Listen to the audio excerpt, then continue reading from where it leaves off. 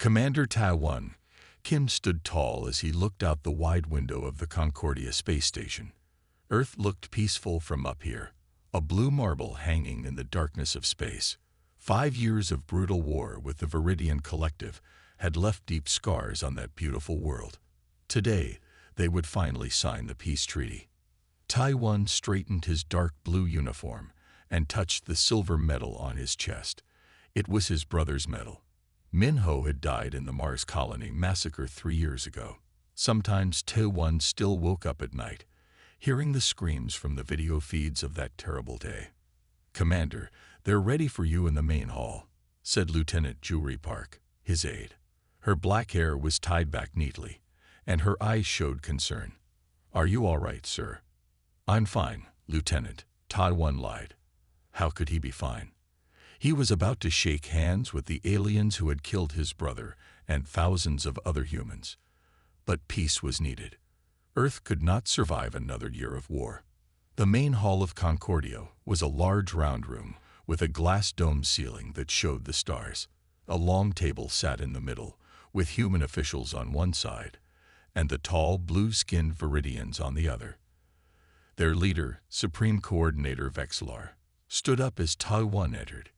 "Commander Kim," Vexlar said in his deep, rumbling voice, "we are pleased you could join us for this historic moment."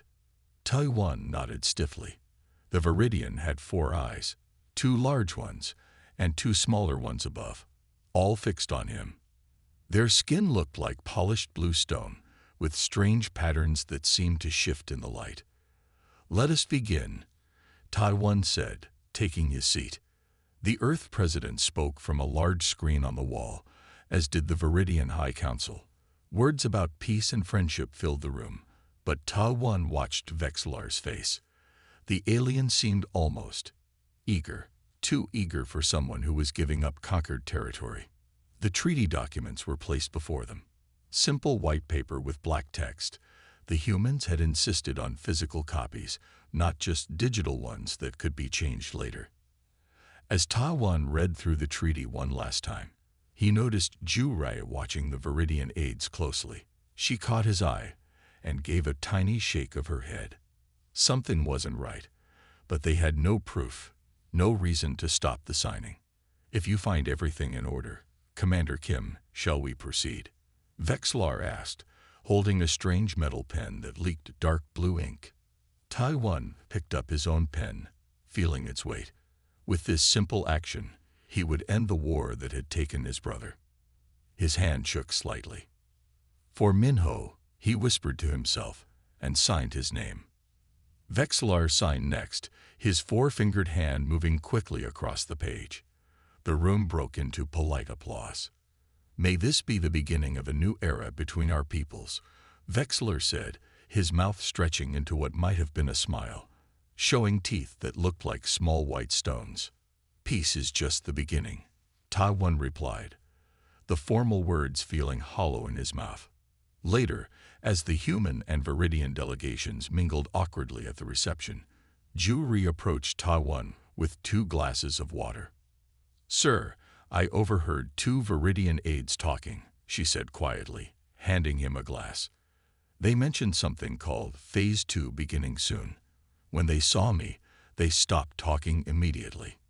Taiwan looked across the room at Vexlar, who was speaking with several human officials.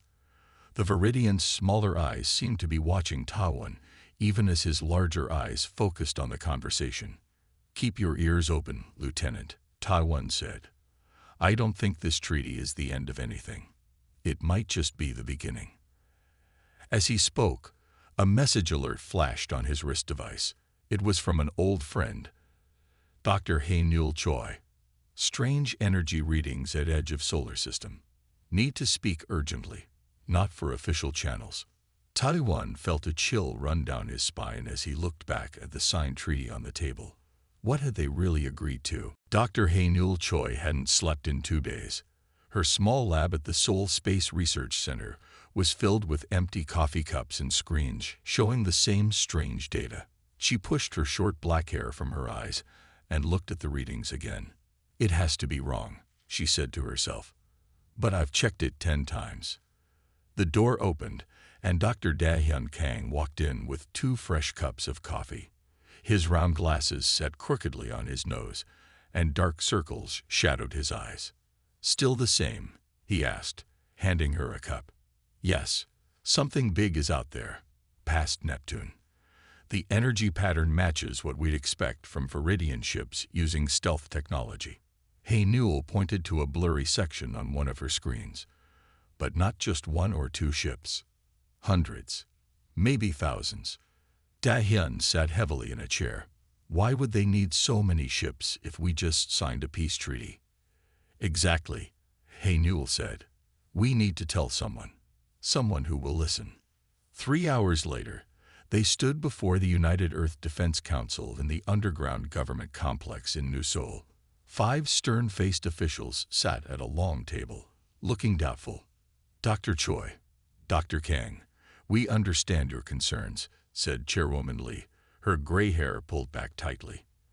"But these readings could be caused by many things: solar flares, asteroid clouds, or simple equipment errors. With all respect, Chairwoman, we've ruled out all those possibilities," Hey Newell said, trying to keep her voice calm. "The energy signature perfectly matches Viridian drive systems." "Do you know how much effort went into this peace treaty?" asked General Park, an older man with a thick white mustache. 5 years of war, millions dead, and we finally have peace. Now you want us to accuse the Viridians of what exactly? Hiding ships. They're allowed to have ships. Not this many, Dahyun cut in. And not hidden at the edge of our solar system. The council members exchanged looks. Hey Newell could feel their decision before they spoke it. "We appreciate your diligence," Chairwoman Lee said finally, "but we need more proof before taking any action that could threaten the peace. The treaty was just signed yesterday." As they left the council chambers, Hey Newell kicked the wall in frustration. "They won't listen until it's too late." "Dr. Choi, Dr. Kang," a voice called from down the hallway. A tall man in a colonel's uniform approached them. "I'm Colonel Jae-ho Yoon, Military Intelligence. I'd like to hear more about your discovery." In a small, secure room, Hey Newell and Dahyun showed their data to Colonel Jae-ho. Unlike the council, he asked sharp questions and nodded with growing concern. "I believe you," he said finally, "but we need more proof to convince the council." "We need better scanning equipment," Dahyun said, "the kind they have on military ships." Jae-ho thought for a moment. "Commander Ta-won Kim is returning from the Concordia station tomorrow. He has access to military resources and might listen. I know him from the academy." "I sent him a message already," Hey Newell said. "He hasn't responded." "Communications might be monitored," Jae-ho said, his voice low. "Since the treaty signing, some things have felt off. People being reassigned, security protocols changed without explanation." "You think we're being watched?" Dahyun asked, eyes wide.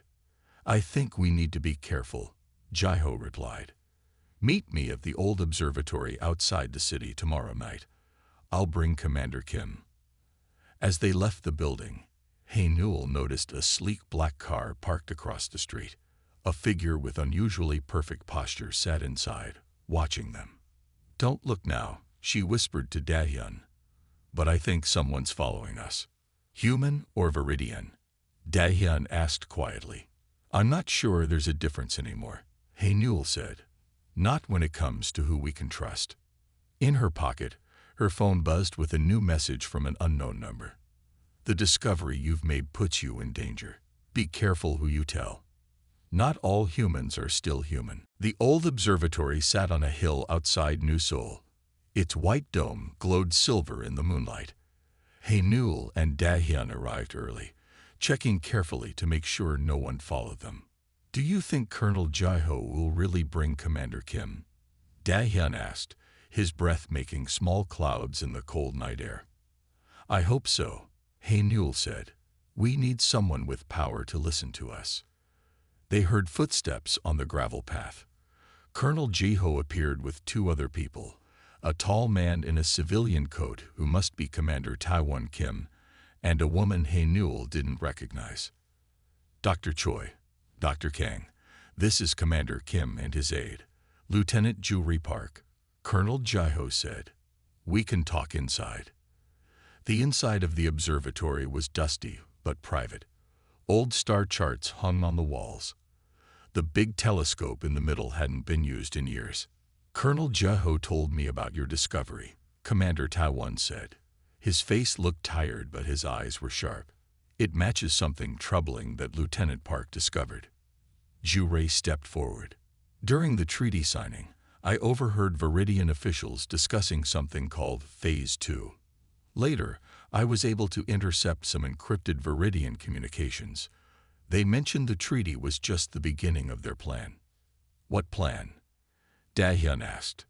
We don't know exactly, Ju-ri said, but we think your discovery of hidden ships is connected. He Newell opened her laptop and showed them the latest data. The energy readings are getting stronger.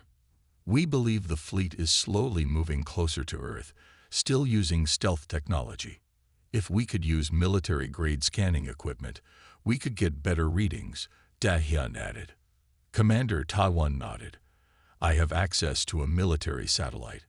We can redirect it to scan where you detected the energy readings. They worked quickly.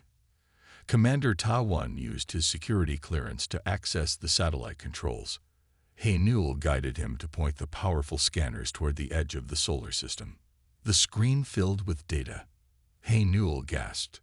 It's worse than we thought, she said. Look at the size of that fleet. Hundreds of warships, enough to destroy Earth 10 times over. The peace treaty was just a trick, Taiwan said, his face pale. They wanted us to lower our defenses. We need to warn Earth's leaders right away, Colonel Jae-ho said, pulling out his secure phone. But when he tried to call, there was no signal. All their phones were dead. Something's blocking our communications, Ju-ri said, checking her military-grade device. This isn't normal interference. Taiwan tried to send an emergency message through the satellite system. Access denied. The screen read, your security clearance has been revoked. How is that possible? Taiwan asked, trying again. I'm the head of the diplomatic mission. Someone doesn't want us to warn Earth, Colonel Jae-ho said. Someone with very high clearance. The Viridians have infiltrated our leadership, Ju-ri said quietly. It's the only explanation. But how? Dahyun asked. We would notice blue aliens walking around. Not necessarily, Ju-ri said. The treaty allowed for cultural exchange officers to be placed in key Earth institutions. Perfect cover for spies or, worse. What do you mean, worse? He Newell asked. There are rumors, Ju-ri hesitated, of Viridian technology that can copy a human so perfectly that even family members can't tell the difference. A heavy silence fell over the group. We can't trust anyone in the government, Taiwan finally said. We need to gather proof that no one can ignore, then broadcast it to everyone at once. But how? Asked He Newell. We can't even make a phone call. I know someone who might help, Ju-ri said. An old contact from intelligence work. She has access to a small stealth ship. We could use it to get close to the Viridian fleet and gather visual evidence. That's incredibly dangerous, Colonel Jae-ho warned. We don't have a choice, Taiwan said firmly. Earth's future depends on us now. As they left the observatory, none of them noticed the small drone hovering silently in the night sky, recording everything they said. Ju-ri's contact met them at an old shipyard by the sea. The woman had gray hair and a face full of scars. She called herself Sun Mai, nothing more. You're asking for trouble, Sun Mai said, leading them through rows of broken ships. But I've never liked the Viridians. Their peace talks felt wrong from the start. At the end of the yard stood a small ship. It didn't look special, just an old cargo transport with faded paint. But Ju-ri smiled when she saw it. The Phoenix, she said, one of our best stealth ships disguised as junk. It will get you past most scanners, Sun Mai explained. But not if you get too close to their main fleet. Inside, the ship was clean and modern, with advanced controls. Tai-1 ran his hand over the pilot's seat. "Before we go," Colonel Jaiho said, "we need to understand what we're facing.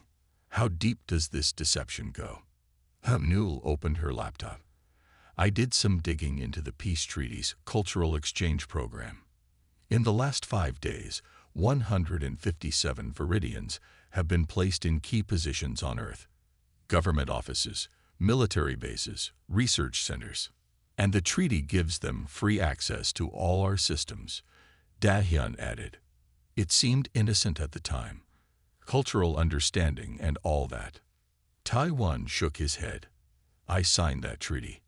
I didn't see the trap." "None of us did," Juri said. "But there's more. I checked the locations of the cultural officers. At least 12 are placed in our global defense system control centers. They could shut down our defenses when their fleet arrives," Colonel Jaiho said grimly. "And we would be helpless." "It gets worse," Newell said, showing them her screen. "I found strange reports from hospitals near Viridian cultural centers. People coming in with memory problems, acting differently according to their families." "The replacement technology," Juri whispered. "It's already happening." "How do we know who's real and who's not?" Dahyun asked, looking at everyone nervously. "We don't," Tai-1 said. "But we can still stop this. If we can get proof of the fleet and broadcast it globally, people will listen, even if some leaders are compromised." They prepared to leave. Sun Mei gave them extra supplies and weapons. "I'm coming with you," Colonel Jaiho said. "Someone needs to stay on Earth to receive your transmission and make sure it reaches the right people. I still have some loyal soldiers who will help." They said goodbye to Jaiho and Sun Mei. As the Phoenix lifted off silently into the night sky, Newell looked down at the city lights of New Seoul. "Do you think we'll see it again?" she asked quietly. "Yes," Tai-1 said firmly. "We will." The Phoenix rose higher, its stealth systems hiding it from Earth's defense scanners. Soon, they were in space, heading toward the outer planets. "According to my calculations," Newell said, looking at the ship's advanced sensors, "the Viridian fleet is hiding behind Neptune. Its magnetic field helps mask their energy signatures." "How long to get there?" Dahyun asked. 3 days with our engines at full power," Juri answered. "We need to stay quiet and hope they don't spot us." That night, while the others slept, Tai-1 found Juri alone in the control room, looking at star maps. "You knew more about this ship than you should," he said, "and about Viridian technology. Who are you really, Lieutenant?" Juri's hands paused over the controls. "Someone trying to help, Commander. That's all you need to know for now." "I need to know if I can trust you," Tai-1 said. "You can," she replied. "But trust is hard these days, isn't it, when we don't even know who's human anymore?" On the 3rd day, they reached Neptune's orbit. The ship's sensors began picking up massive energy readings. "There they are," Newell whispered as the screens lit up with data. Hundreds of ships appeared, hidden in Neptune's shadow. "It's an invasion fleet," Tai-1 said, "and Earth has no idea it's coming." The Phoenix floated silently in Neptune's shadow. Through the front window, the giant blue planet filled their view. Behind it hid the Viridian fleet. "We need to get closer," Newell said. "Our cameras can't get clear images from this distance." "Closer is dangerous," Tai-1 replied.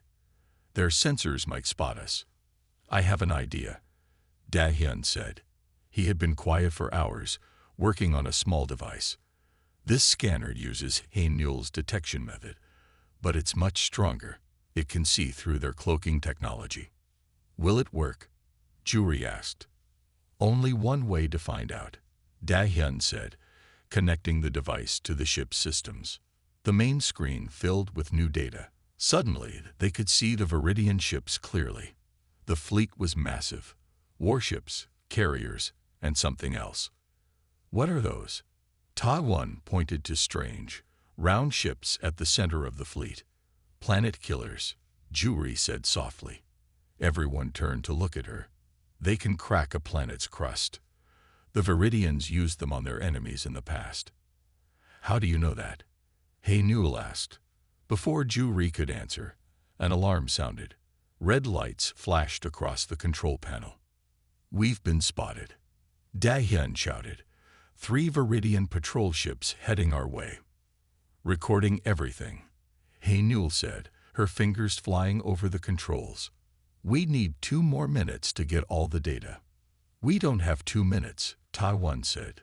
Ju-Ri, can you fly this thing? Better than anyone, she replied, jumping into the pilot's seat. The Phoenix shot forward, engines blazing to life.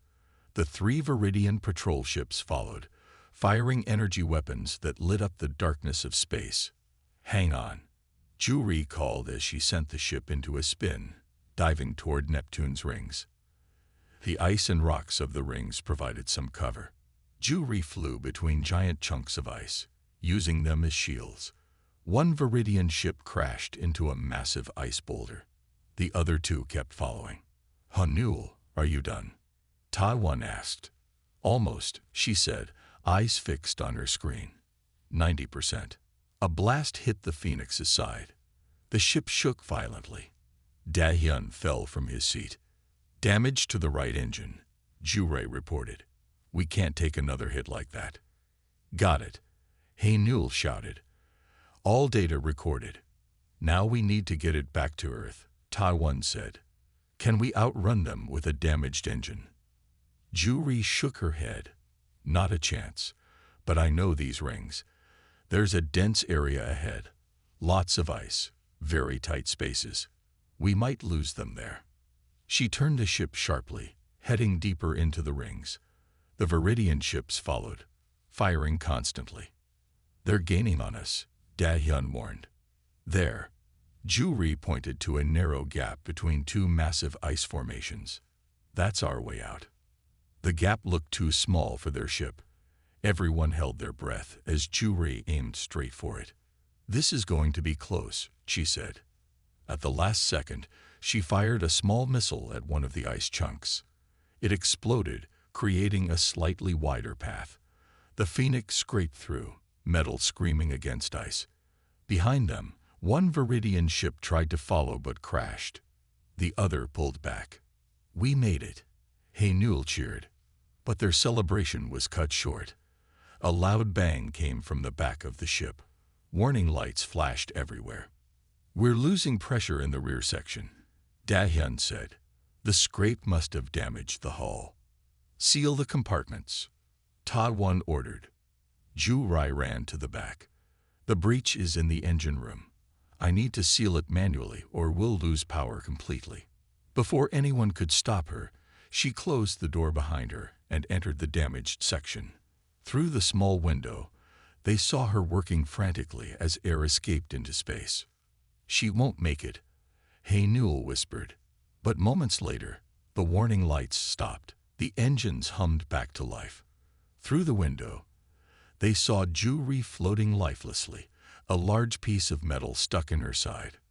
No, Taiwan shouted, forcing the door open. He grabbed Ju-Ri and pulled her back into the safe part of the ship. She wasn't breathing. Blood floated in small drops around them. Help me get her to the medical bay, Taiwan said, his voice breaking. She saved us all. We're not losing her now. In the Phoenix's small medical bay, Taiwan worked quickly to save Ju-Ri. Her face was pale, and her blood covered his hands as he tried to stop the bleeding. Hand me those bandages, he said to Newell, who stood nearby. And that blue medical kit. Da-hyun monitored Ju-Ri's vital signs on a screen. Her heartbeat is strange. Too fast, then too slow. I don't understand these readings. Taiwan cut away Ju-Ri's uniform to see the wound better. That's when he noticed something odd. Tiny silver dots moving under her skin near the injury. What is that? He whispered, leaning closer. The silver dots seemed to be sealing the wound from inside. Taiwan had never seen anything like it. Newell, look at this, he said. Newell gasped. Those look like nanites. Tiny machines, But humans don't have that technology yet. A terrible thought crossed Taiwan's mind. He took a small sample of Juri's blood and put it under the medical scanner. "This can't be right," he said, looking at the results. "Her blood, it's not fully human. There are structures in it that match Viridian biology." "She's one of them?" Dahyun asked, backing away. "A replacement?" "No," came a weak voice. Juri's eyes had opened. "Not a replacement. I was born this way." Taiwan stepped back. "What are you?" Juri slowly sat up, wincing in pain. The wound in her side was already half closed, the nanites doing their work. "I'm half human, half Viridian," she said. "One of the bridged. We've existed for decades, since the first secret Viridian visits to Earth." "The Viridians have been here before?" Haenul asked. "Before the war." Juri nodded. "They came in secret. Some fell in love with humans. Some had children. We look human, but we have Viridian blood and abilities." "Why didn't you tell us?" Taiwan demanded. "Would you have trusted me?" Juri asked. "Most bridged hide what they are. We have to." "Are you working for them?" Dahyun asked. "For the Viridian fleet?" "No," Juri said firmly. "I work for Earth. The bridged are divided. Some support the Viridians, some support humans. I've always fought to protect Earth." Taiwan didn't know what to believe. "Then tell us what you know. What is the Viridians' real plan?" Juri took a deep breath. "They're running from something worse than them. Something called the Void Hegemony, a race that destroys everything in its path. The Viridians have been fighting them for years and losing." "So they came here," Haenul said. "To use Earth as what?" "A shield. A fortress world," Juri explained. "They plan to use Earth's resources and people to build defenses. They'll sacrifice humanity to save themselves." "How do you know all this?" Taiwan asked. "The bridged have our own network. We share information." Juri looked down. "There's something else you should know. About your brother, Minho." Taiwan froze. "What about my brother?" "He died on Mars." "He didn't die," Juri said softly. "He was captured. The Viridians experimented on him and other prisoners, trying to create more bridged artificially." Taiwan felt like he couldn't breathe. "Minho is alive?" "Yes. He's with a group of bridged who oppose the Viridian plans. They call themselves the Resistance." Juri reached for Taiwan's hand. "And they have a plan to save both species without sacrificing either. But we need your help." "Why should we trust you?" Dahyun asked. "You lied to us all this time." "Because I could have let you all die back there," Juri said. "Instead, I risked my life to save you, and because without the bridged Earth doesn't stand a chance against either the Viridians or what comes after them." The ship suddenly shook. Warning lights flashed. "We've got company," Haenul said, checking the sensors. "2 Viridian scout ships found us." "We need to decide quickly," Juri said, standing up despite her wound. "Trust me, and I can take you to people who can help us save Earth. Or don't, and we can try to run again. Your choice, Commander." Taiwan looked into Juri's eyes, searching for the truth. Then he made his decision. "I trust you," Taiwan told Juri. "Take us to the Resistance." Juri nodded and moved to the pilot's seat, her wound already mostly healed. "We need to reach the asteroid belt. There's a base hidden there." She guided the Phoenix away from the approaching Viridian scouts. Instead of running, she flew toward a field of small moons orbiting Neptune.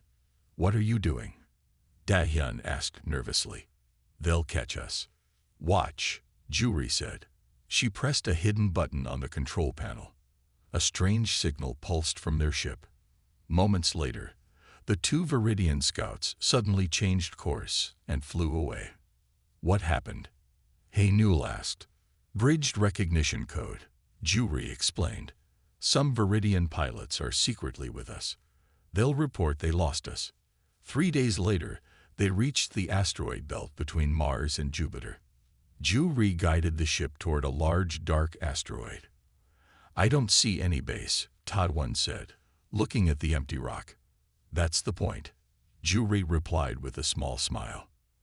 As they got closer, a hidden door opened in the asteroid's surface. Ju-Ri flew the Phoenix inside, and the door closed behind them. They landed in a large cave filled with ships and people. Some looked human. Others had slight blue tints to their skin or extra eyes, bridged of different types. Welcome to Haven, Ju-Ri said. A group approached their ship. In front was a tall man who looked familiar to Taiwan. When the man came closer, Taiwan stopped breathing. Minho, he whispered. The man had Taiwan's face, but with small blue patterns on his neck and a scar across his cheek. His eyes, all four of them, filled with tears. Hello, brother, Minho said. Taiwan ran forward and hugged his brother tightly. I thought you were dead. I nearly was, Minho said. The Viridians captured me on Mars. They experimented on me, trying to make more bridged. It half worked. He pointed to his extra pair of small eyes above his normal ones. I'm so sorry, Taiwan said. Don't be. It led me here. Minho gestured around the base. The resistance saved me. Now we're trying to save both worlds. Minho led them to a meeting room where other bridged waited. He showed them a strange, glowing map. This is Earth, he explained, but not as you know it. Beneath the oceans, in deep caves, and hidden in mountains are ancient Viridian structures. What? Hey Newell asked. How is that possible? The Viridians didn't just visit Earth recently, Minho said. They've been coming for thousands of years. They left technology behind, defense platforms that could protect Earth from any attack, even from the Void hegemony. If these defenses exist, why don't the Viridians just use them? Dahyun asked. They can't control them, Ju-Ri explained. The old tech only responds to a specific DNA pattern, a mix of human and Viridian, like a bridge. So you can activate these defenses? Taiwan asked. We think so, Minho said, but we need help. The main control site is under the Pacific Ocean. We need to get there, but Earth's oceans are heavily guarded now. By humans or Viridians? Hey Newell asked. Both, Minho said. The Viridians have replaced many high-ranking officials, but Colonel Jiho is still free. He's gathering loyal troops. Taiwan shared the data they collected about the Viridian fleet. We need to get this to Jiho. Then people will know the truth. We can send it from here, Minho said. Our communication system can't be traced. As they worked to send the message, the base alarm suddenly sounded. What's happening? Taiwan asked. A bridged operator looked up from his screen. The Viridian fleet is moving. They've started their approach to Earth, and... He paused, face pale. Earth's defense grid is shutting down section by section. They're starting the invasion, Ju-Ri said. Minho turned to the group. We're out of time. We need to reach the control site now, or Earth will fall. How do we get there? Taiwan asked. Minho pointed to a sleek ship. That's our fastest vessel. It can take us to the Pacific site, but it will be dangerous. When do we leave? Taiwan asked. Right now, Minho replied. The future of both our species depends on it. The sleek bridged ship cut through Earth's atmosphere like a knife. Taiwan, Minho, Ju-Ri, Hey Newell, and Dahyun watched as they approached the Pacific Ocean. From space, Earth had looked peaceful, but now they could see the truth. Look there, Minho pointed. Viridian ships filled the skies over major cities. The invasion has started. Have they attacked yet? Hey Newell asked. No, they're waiting for something, Ju-Ri said. Probably for all of Earth's defenses to be completely shut down. Their ship's radio crackled to life. This is Colonel Jiho. Is that you, Commander Kim? Jiho. You got our message, Taiwan said with relief. Yes, We've been showing the fleet images to everyone we can reach. Some military units are still loyal. We're preparing to fight back. Jaiho's voice was tense. But our weapons are shutting down one by one. We don't have much time. We're heading to activate the ancient defense system, Ta-1 told him. Can you give us cover to reach the Pacific control site? We'll try, Jaiho said. But hurry. Their ship flew low over the ocean. Ahead, they saw their target, a small island that wasn't on any map. There it is, Minho said. The entrance to the control site is underwater, near that island. Suddenly, 3 Viridian fighters appeared behind them. They've spotted us, Dahyun shouted. Juri took the controls and sent their ship into a steep dive. The Viridian fighters followed, firing energy weapons that turned the sea to steam where they hit. We're not going to make it, Haenul said as the ship shook from a near miss. Then more ships appeared, Earth fighter jets led by Colonel Jaiho. We'll hold them off, Jaiho's voice came through the radio. Get to that site. Juri flew their ship into the water while the battle raged above. They dove deep, following a map on Minho's screen. There, Minho pointed to a dark shape ahead. It was a massive door built into an underwater cliff. They landed their ship near the door. The group put on diving gear and swam to the entrance. Minho placed his hand on a panel, and the door slid open. Inside was a dry chamber that looked like it had been built yesterday, though Minho said it was thousands of years old. The walls glowed with strange blue light. At the center stood a control panel. Only a bridged can activate it, Minho explained. He placed his hands on the panel, and the whole room lit up. Screens appeared in the air, showing Earth and the Viridian fleet. But before Minho could do more, another door opened. Supreme Coordinator Vexlar walked in with 4 armed Viridian soldiers. How predictable, Vexlar said. We've been watching you since you left the treaty signing, Commander Kim.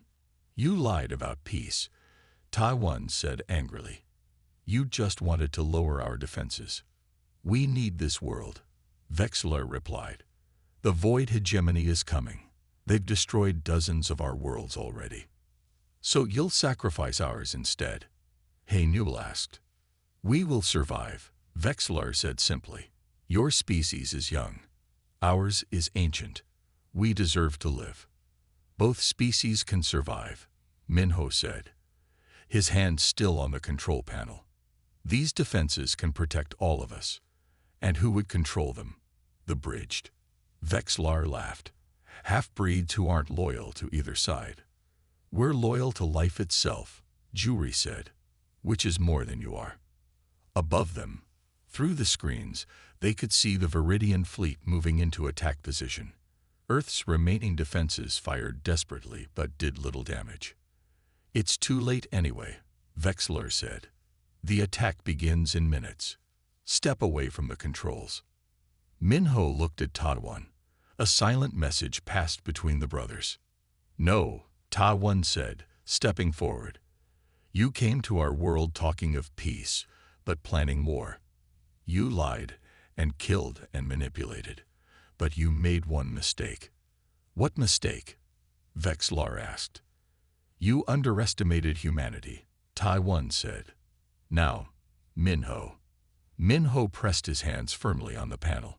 Energy surged through the room. On the screens, they watched as huge structures rose from oceans around the world. Ancient defense platforms, dormant for thousands of years, awakened. What have you done? Vexlar shouted as his soldiers raised their weapons. Changed the game, Minho said with a smile. The ancient defense platforms rose from oceans around the world. They were massive towers with glowing blue rings that spun faster and faster. Energy beams shot from them into space, hitting the Viridian ships. Some ships exploded. Others lost power and drifted. In the underwater control room, Vexlar watched the screens in shock. Stop this, he shouted.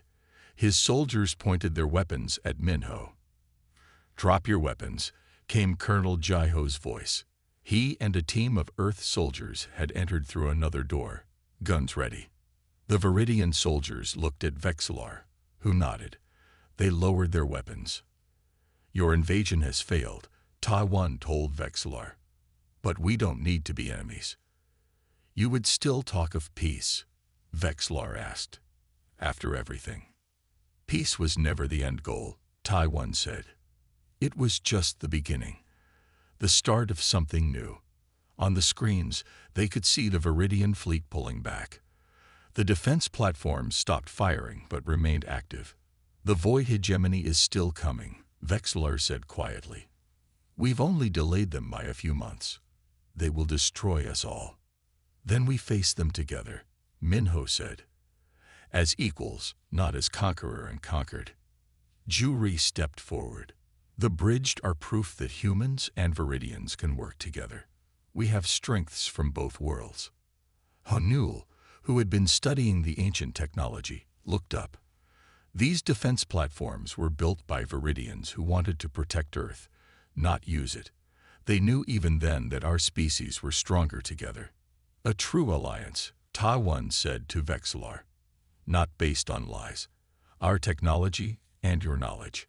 Our creativity and your experience. Together, we might have a chance against the Void hegemony. Vexillar was silent for a long moment. Then he did something surprising. He bowed his head to Taiwan. Perhaps I was wrong about humans, he said. You could have destroyed our fleet, but you stopped. You offer alliance even now.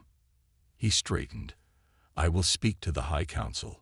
We will discuss a true alliance. 3 months later, Taiwan stood on the bridge of Earth's first true battleship, the Unity. It combined human and Viridian technology. The crew was mixed, humans, Viridians, and bridged working side by side. Minho and Juri stood next to him, both wearing the new Earth Defense Force uniform. Hanul and Dahyun had stayed on Earth, leading a joint research team studying the ancient technology and finding ways to improve it. Admiral Kim, a young officer, called. Sensors detect something at the edge of the solar system. Taiwan looked at the screen. Dark ships appeared from nowhere, their shapes like twisted shadows. The Void hegemony scouts, Minho said quietly. They're here. Earlier than expected, Juri added. On another screen, Vexillar appeared. He was aboard the Viridian command ship nearby. They're testing our defenses, Vexillar said. Are we ready, Admiral Kim? Taiwan looked around the bridge. Humans and Viridians worked together, focused and determined.